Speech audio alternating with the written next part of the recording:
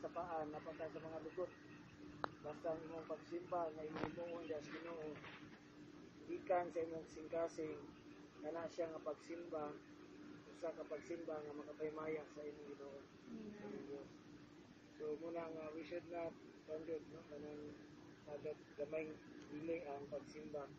Inunoa dako nga panahon o higayon nga atong ihatag nini mga bulaton pagsimba. Duko itong ulo, mag-ampot na diya sa Ginoo.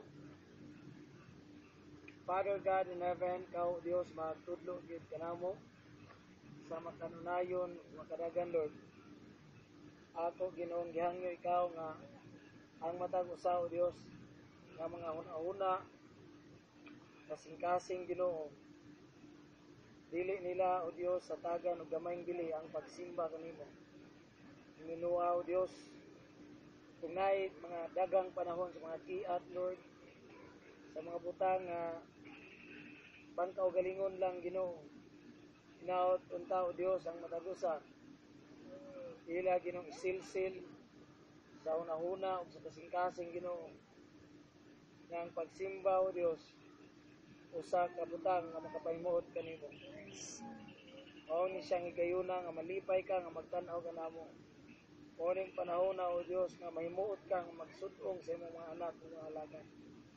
Hinaot Ginoo kami na imong mga katawan, imong mga kanakan, dili kami Ginoo malimot, muhatag og dakong bili sa pagsimba kanimo. Bisan pa diri Ginoong lugar sa sinawilan, Lord, bisan tingali sa uban Ginoong mga singkasing, murag walay kaayoy bili Lord ang maong buluhaton. Hinaot Ginoo nga ikaw Dios ang magliso, magtandog Ginoo sa nahuna sa kasing-kasing. Bisan asang lugara o Dios nga imong ablihan sa imo Ginoong buluhaton. Kini Ginoo among himuon para sa imong ngalan ug para sa imong mga kabubuton. Ug di kami kapuyan Lord sa paghimo nini hangtod ni ikaw mobalik. Kung namay kapuyan man kami o Dios, punta dili sa pag-alagad kanimo, dili sa pagsimba kanimo Ama. Ginoo, bless ang imong mga pulong karon, mga pagadaton. Dalay ko ni ikaw sa urang tapusan sa ngalan ni Jesus. Amen. Amen.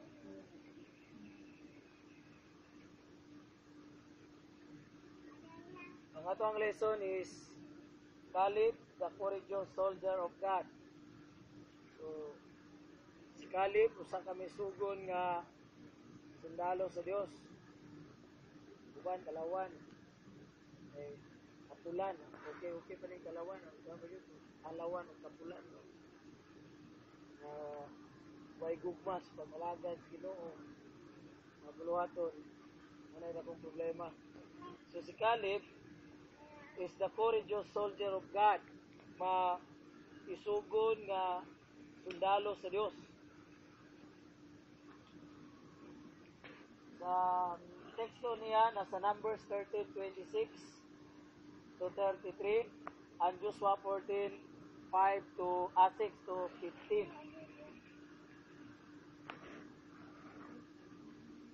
Basahin ako ang Numbers 13:26. And he went and came to Moses and to Aaron and to all the congregation of the children of Israel unto the wilderness of Paran to Kadesh, and brought back word unto them and unto all the congregation, and showed them that the fruit of the fruit of the land. And they told him and said, We came unto the land whither thou sentest us, and surely it floweth with milk and honey, and this is the fruit of it. Nevertheless, the people be strong that dwell in the land, and the cities are walled and very great. And moreover, we saw the children of Anak there. The Amalekites dwell in the land of the south, and the Hittites, and the Jebusites, and the Amorites dwell in the mountains, and the Canaanites dwell by the sea, and by the coast of Jordan. Ano to nino? And Caleb still people before Moses and said, let us go up at once and possess it, for we are well able to overcome it. Ang Diyos magapnalangin siyang tulong atong gimasa, taas-taas man eh, yan atutog panoma, at yan gapo kami niya. Ang Numbers chapter 13, verses 26 to 33, nag-isgot siya sa record, may tungod sa report sa mga spies ni Moses. Si Moses nagpadalag spies dito sa ginatawag na to dito sa Kadesh. No, ilang gitanaw ang yuta, ang Kanaan, the promised land. Kung unsa ni siya nga lugara nga ilang i-possess, kung asa ni silang dapita, no, dito sa Kadesh nga lugar nga mga gipuy-an. Kinanglan ilang nakita dito ang dapit sa Jebusites, sa Perizzites, and then sa ginatawag na to Hittites, o bisan pa sa mga Canaanites. Asa sila banda na muyo, kung asa sila naimutang. Many people go through life trying to please men instead of God. Ngunit siya, din mo makita nga ang tao, pag ang iyang kasing-kasing is to please human, di yun na mulahutay, di munugay ba? Nga man, tao lang man ang iyang igaykon, tao lang man ang iyang gihimuan sa maong buhat. Dili man sa Dios, dili man sa Ginoo. So, gagandong mga tao ngayon, ana ang ilang kinabuhi, ilang sulayan sa pagdaig ang mga tao kaysa Dios, kaysa Ginoo. Mas dagan pa sila gimuon nga mga butang aron malipay ang tao. Inay nga ang mga butang nga ilang gihimo para unta to sa Ginoo. Una sa kadugayan, ganahan, di na sila ganahan na musimba o malagad sa Ginoo. This time, let us look at the life of a great man of God, Caleb, and see how he was able to bless God instead of men. Si Caleb, dahil hindi siya kasing-kasing. The heart of Caleb is not to please human, it's not to please any people, anybody else. But the heart of Caleb is to please his God. This is kanang ginatawag the most important one. Nga ang Ginoo mo'y malipay, ang Dios mo'y maymaya, ang Dios mo'y maymuot sa imong mga gihimo o sa imong mga pag-alagad. Because after all, Ginoo man gyapon ang mag-bless. Hindi man ang tao. Kung naa may gamiton ang Dios nga tao nga matakbo ang imong panginahanglan, mga kaigsunan, kana siya ginamit lang sa Dios. They are just instruments of God. But it is God who bless you. It is God who bless us. Sumuni nga, ang tao, dili na siya mo'y imong hatagan or tugyanan or kanang gitawag na to, ididikar nimo ang imong ihimo, ibuhat para malipay siya kanimo, inay ang Ginoo. Dapat ang Dios mga kaigsunan, dili ang tao. Now, the background sa maong libro, the deliverances from starvation, thirst, and human enemies. God has demonstrated to the people of Israel His mighty power and His love for them. So kung imong tanawon ang Numbers chapter 13, the background of that book is all about deliverances from starvation. Kanang kaluwasan gikan sa mga kagutom, no? Kauhaw, o sa mga tawhanon nga mga kaaway, tawhanon nga mga kalaban. O ipakita sa Dios ang iyahang ginatawag na ito gahom. God demonstrated iyang ipakita sa mga katawan ang iyang gahom diya sa Israel kung unsa siya kagamanan, kung unsa siya kadako, o iyang ipakita sa ang iyang gugma ngadto kanila. Kung unsa sila mahal sa Ginoo diha sa ilahang padayon nga pagkinabuhi nining kalibutan. Bisan pag sinatubang sila og mga pagsulay mga igsunan. Now, in Numbers 13:1 to 25, Moses chose one leader from each tribe to explore the land of Canaan. Nay 12 ka tribo sa Israel, anak ni Jacob, kada tribo gikuhaan niya mga leader isa. Point out siya, 12, 2, 4, 6, 13, 12, 13, 14 ta, 15. Gamay kita karon, no? 15 ra ta. Sobra ra ta gamay sa 12 ka tribo. Kada tribo, ikuha ang leader. Isa diyan na si Caleb. Caleb was one of the 12. Isa siya sa mga 12 nga nahimong espiya sa maong yuta. Now, ingon nga espiya, Caleb the courageous soldier of God. Sa unsang bahina nahimo siyang courageous? This is point number 1. Caleb's courageous stand.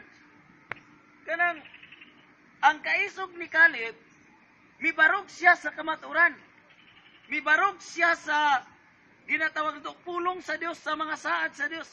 Iyang gitindugan kung unsa iyang nakatunan, iyang gitindugan kung unsa iyang nabaluan. Wa siya nagpapaling-paling, wa siya nagpapukling-pukling. Muna ingon sa Numbers chapter 13, verse 26 to 33, mga kaigsunan. The question here, what part of the report did the 10 spies agree on anon? Unsa man itong mga bahina sa mga report sa napulo ka mga espiya, because they were 12 nga nag-espiya sa yuta. So unsa man itong mga report, no? Mga bahin sa report sa napulo ka espiya nga ilag yung murag gisabutan. Ilang giuyunan ba? Okay na, Brad? Tama na siya. Muna ato isulti. Muna atong ingon kang Moses. Muna atong ingon sa mga katawan sa Israel. Kana, ilag yung giagrihan, mga kaigsunan. Unsa daw to? Number 1, they are strong than us. Yun na, atong ingon si Moses, nga ang mga tao ditong namuyo, sa gispiyahan na itong ayuta, dili ito sila basta-basta. Mga kusgan itong mga tao, mga kuyaw itong mga tao, they are stronger than us. Kita, kinsa man tang mo poses dito, kinsa man tang mo adto dito aron pawaon sila. Number 2. Ama na ingon sa verse 31, no? Sa Numbers 13. But the men that went up with him said, we be not able to go up against the people, for they are strong than me. Dili na to sila kaya. Nagkaroon ba? Dura kayong baklayon, kapuyan mo baklay. Pero pag laing tuyo, aptik man mo baklay. Pero tuyo nga magsimba, murag luya kayo. Murag way gana.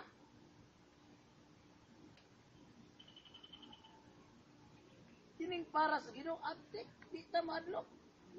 Soldier of God. Kinanglan, sundalo kas Ginoo. Kung sundalo kas Ginoo, way sundalong luya. Dapat ang sundalo sa Ginoo, aptik sa Ginoo nga sundalo. Dili, sundalo sa tao. Kung sundalo ka sa tao, kung patun ka aptik, pero magsimba, tapol ang mabot. They brought up an evil report. Ang ilang gihatod po na report, evil, dautan. Dili po baba. Gisabutan nila ba nga, ato ingnon si Moses. Moses, di na to sila kaya awayan. They are stronger than us. Uyaw kay Moses. Dagko kay sila, oy mga tao. Dagko kayong mga tao dito sa lugar. Kung muarto ta dito, muasdang ta dito, mga matay ta dito. Dili na to sila kaya. Unya, gikuhan nila mga evil report, mga dautan nga mga report, dili, maayong report. Mga bad nga report. Bad. Murang iyon sa verse 32. And they brought up an evil report of the land which they had searched unto the children of Israel, saying, the land through which we have gone to search it is a land that eateth up the inhabitants thereof, and all the people that we saw in it are men of a great stature. So they brought an evil report. Dautan nga mga report ang ilang gidala. Dili itong mga maayong mga report. No? Kapag yun, ang mga ano, ilang uyunan nga mga report nila, mga bahin sa report. We were grasshoppers, for they were giants. Yan, muraratag mga apan-apan. Kaya sila mga ikantil dako. Naingon sa 33. And, no?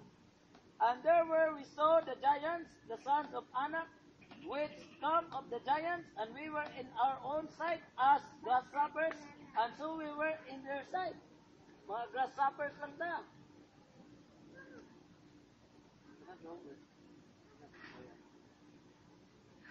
Now, what issue did Caleb disagree with the others? Katong mga report na to, ila tong nauyunan, ila tong nasabutan. Pero unsa man nga mga report no ni Caleb or issue no nga gimo ni nga ilang gimo nga wala gyud uyunan ni Caleb unsa man. Let us go up at once. Ingon ni Caleb. Atuon na to. Ato yung atuon, atong kuyan, atong kuhaon ng mga yuta.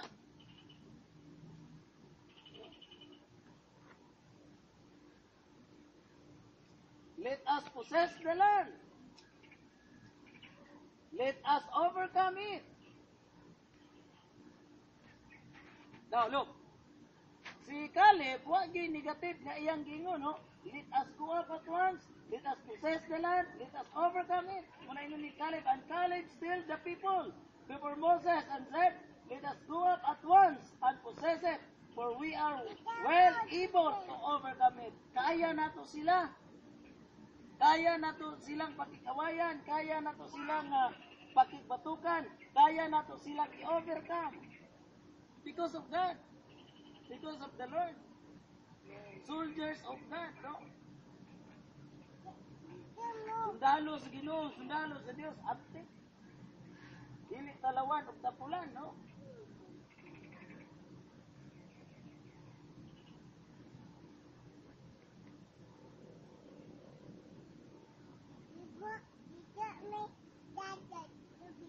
Now, what do you think Caleb's inner feelings were at this point? Pag yun ni Caleb nga, let us go at once. Let us possess the land. Let us overcome it. Now, what do you think Caleb's inner feelings were at this point? Unsa kay ginauna ni Caleb, unsa kay gibati ni Caleb, nganong nakasulti siya ato, ug ni-disagree siya sa uban.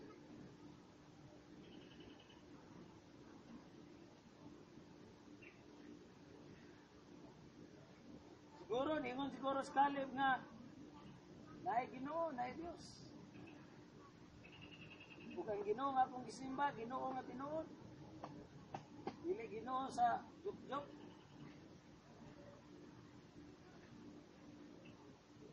Kaya ang pagsimba, dili komedya, dili kiaw.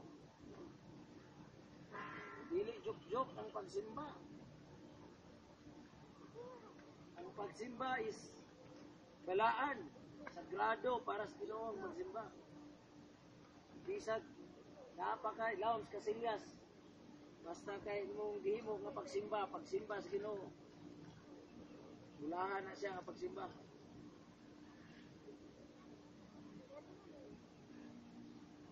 What temptations are likely to face you if you a whole committee should violently disagree with you? Kung may decision and then the whole committee mag-disagree, ang saka ang imuang kung saka tentasyon sa imong ginabuhi, ano? Di lang ta sa mag-adto dito, wa man tayo dito, wa may pidikap, wa may sakyanan. Siguro, nanak guro nga ko, ano? Tentasyon. Wag mo barog ba? Tara, baklay ta. Tara, bitbiton ta ng himnal. Tara, palpit. Bitbiton ta ni. Simba ta dito. Way Caleb.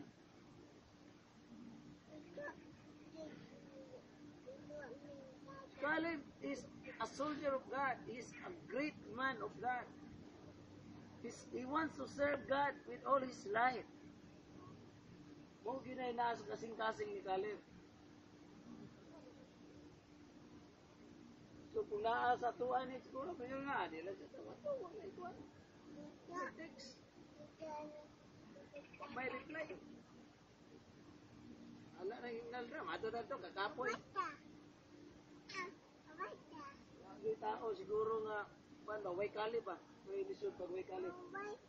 Nanglag na ito kasing-kasing. Ikaw karon hindi mo kang kalib sa imo ang kasing-kasing. Hindi mo kang nga, ako Lord, buha ako Lord nga naikalib nga kasing-kasing. Nga mo alagad kanimo nga tinud-anay. Mo serbisyo kanimo nga gikan yun sa kong kasing-kasing. O gawas niya na wala na lain pa. Nga tinguha sa akong kinabuhi. Why did the other spies report negatively and exaggerate the dangers? Ano kato sila no nga itong mga other spies, mga laing espiya nganong negative ka ilang what? Exaggerate nila ba istorya ba? Di mga exaggerate di pasubraan, di gito mao ang ilang nakita, di gito mao ang ilang nasaksihan. Exaggerate, pasubraan nila ang mga report. Ngano ka? Nga mga delikado dito, kuyaw dito. Karon ba, dito mo ito, kapoy. Kapoy baklay, kapoy bit-bit palpit, kapoy bit-bit himnal, kapoy dad bangko. Why pidikap? Magbaklay rata.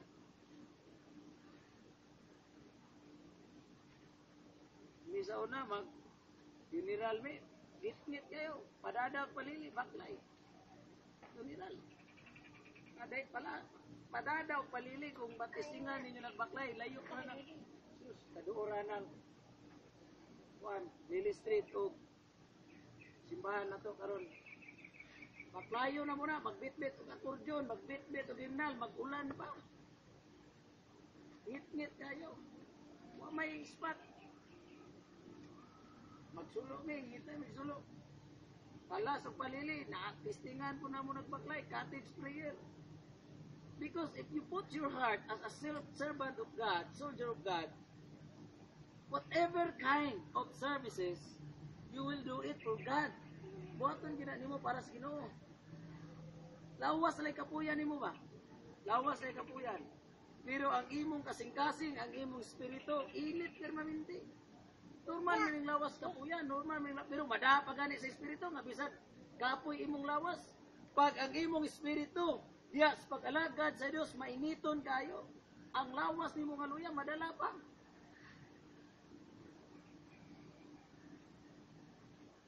Caleb is a soldier of God. Sundalo sa Ginoo. May sugon nga moalagad sa Dios. May sugon nga mosulti sa kamaturan. Na kung mutindog kung kunsay iyahang nasayran sa iyang kinabuhi. They look only at the potential problems. Muning kuan ba? Nganong man nga negative o exaggerate nila ang peligrosong lugar na ilang nakita. They look only at the potential problems and lack of faith in God, and did not believe in God's promise that He will give them the land. They know that God's promise is to give that land to them. Ingon ang Ginoo, kanang promise land at tuan ninyo, diya mo magpuyo, diya mo magsanay, mao na siyang lugaran nga kung gisaad sa inyo pang mga katigulangan, sa inyong mga ginikanan, sa inyong amahan, sa inyong mga kaluluhan, sila si Abraham, si Isaac, si Jacob. That's the promise of God. Now, kung gisaad na sa Ginoo, dili mo nga ng Ginoo nga pag-abot ninyo ditong lugara, even they were giants, di mo pasabot nga pabayaan mo sa Ginoo, pasagdaan mo sa Diyos. There is God in heaven. Do not look on the potential problem. Yung grabing problema, grabing kalisod. Makulangan dahil nagpagtuo diya sa Ginoo nga siya ang nag-ingon nga nagalikon ka nato, nagadasig ka nato sa atong pagpangalaga diya kaniya. Sumuni siya ang maisugod nga sundalo sa Diyos.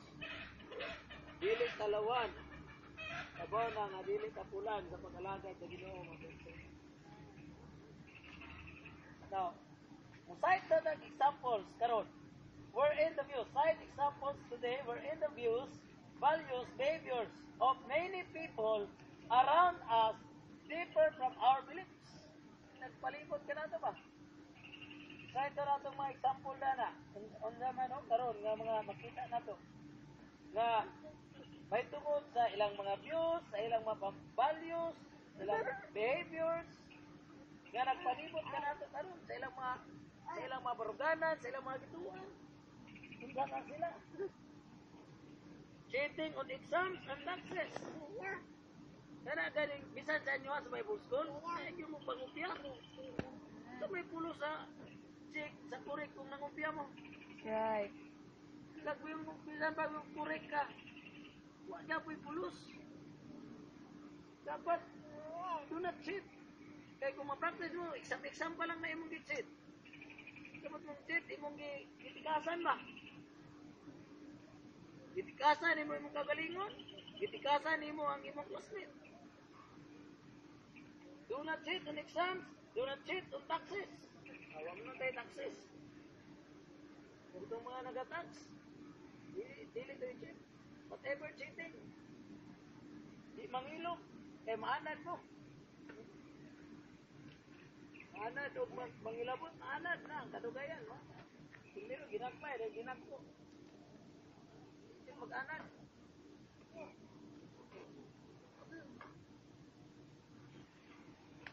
Following part sa taswiring, micropenis, etc. So, kanang taswiring, sa maning ko ano? Ang mga kaluya, kapoy. Pressure to marry non-Christians. Kanang noon, murag pressure ka ng murag ipukus ka ba? Kaminyoon ka, dili Kristohanon. Pero, murag ipukus, say, kagalingon na lang ninyo po nang magpukos. Ako pastor, di nyo pong binyong unbeliever. Ako pastor, di nyo pong binyong pag-ibukan. Abot pila ka tuig. Hindi ako unbeliever. Pag abot na po pila ka tuig. Lima nang nakabot. Like Caleb. Caleb is a courageous man. Caleb's courageous stand. Mibarog siya. Mitindog siya. Because he's a soldier of God. He knows nga kining pagbarog sa kamaturan, pagtindog diana sa mga saad sa Ginoo, pag-abot sa panahon, iyang aniyon ang mga gasa, ganti, ug mga panalangin gikan sa Dios. Ato sa ano? Sa Numbers chapter 14, ang kunin mo itong tanawon, makita niyo mo dana nga ang dakong problema dito sa gihimo sa mga spiya, verse 1, and all the congregation lifted up their voice and cried, and the people wept that night. Ang resulta nga, tibok katawan sa Israel, nihilak sila, nagbakho. Tibok gabi ang ilang pagilak, gabi ang ilang kasubo, gabi ang ilang kaguol, tungod sa nadunggan nilang report. Because those reports are very negative and exaggerated. Gabi ka negatibo o gipasobraan nila, gipanpa. Higit mao ang report. Kung ikaytano pa, half truth. Sa privilege speech ni Trillanes, Bumbas Trillanes dito, yung ikuha ni Cayetano, half truth. Sabot na half truth, katunga, tinuod, pero ang katunga, dili tinuod yun. So kung dili siya tinuod, patak siya tanan. Ingon pa sa USPD, a half truth is a whole lie. Ang katunga, tinuod. Katunga, dili, but na siya tanan. So do not tell the half truth. Tell the whole truth. Iyon din sa verse number 24 sa Numbers 14, Numbers 14, doon, kung tanaw ninyo na, lamig po kayo na nga message sa Ginuda. Sa 24, but my servant Caleb, look at this is the message of God. But my servant Caleb, because he had another spirit with him, and not followed me fully. Caleb followed God fully. Walay reservation. Wala na para siyang kaugalingon nga for self-interest. Nga Lord, kini, di ko magmalipayon, Lord. Pupadayon pa ka ako. Kung kapuyan ko, Lord, pupadayon pa ka ako. Kung dagang mga baklay nga imo, Lord, pupadayon pa ka ako. Ingon diri sa Bible, Caleb followed God fully. Him will I bring into the land where he went, and his seed shall possess it.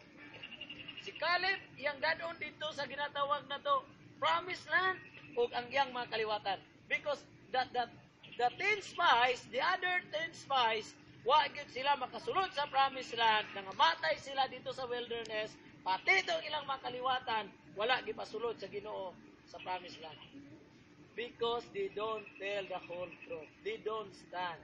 They are not like Caleb, who is courageous enough to stand on God.